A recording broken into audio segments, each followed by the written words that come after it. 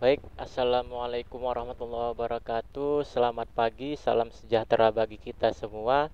Pada hari ini kita akan belajar bahasa Indonesia kelas 8, materi kita tentang teks berita.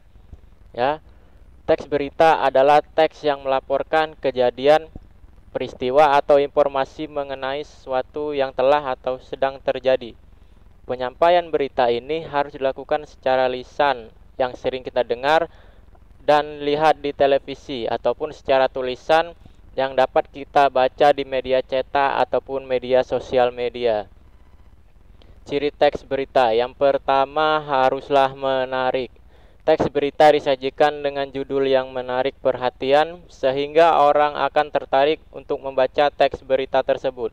Yang kedua, terkini ataupun aktual.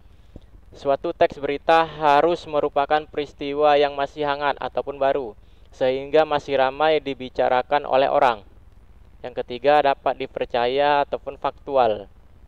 Teks berita harus berisi fakta ataupun peristiwa nyata. Bila kejadian yang disampaikan bukan merupakan fakta, maka kejadian tersebut tidak dapat disebut sebagai berita. Yang keempat, jelas. Ya, teks berita disampaikan secara jelas dan mendetail sehingga pembaca mendapat informasi yang menyeluruh dan tidak setengah-setengah. Unsur dari teks berita 5W dan 1H. What? Apa yang sedang terjadi? Who? Siapa yang sedang dibicarakan? Where?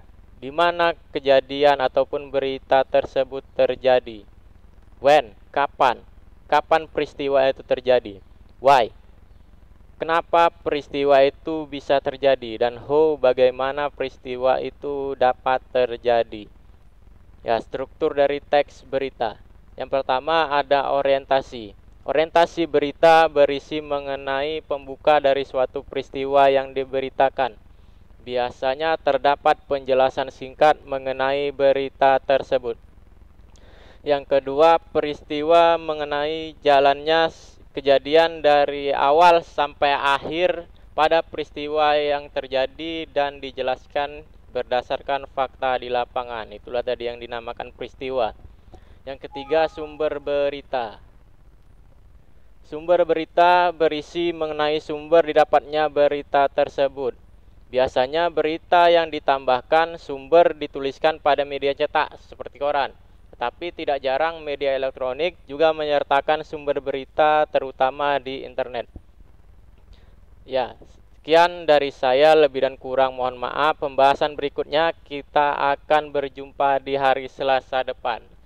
Pesan saya kepada anak-anak saya yang tercinta, ya, belajarlah dengan sungguh-sungguh, jangan bermain-main, ya. Jangan mentang-mentang kita belajar via daring, kalian itu tidak bersungguh-sungguh dalam belajar. Artinya, dimanapun, apapun media yang kita gunakan, kita haruslah bersungguh-sungguh dalam belajar. Ya, sekian. Assalamualaikum warahmatullahi wabarakatuh.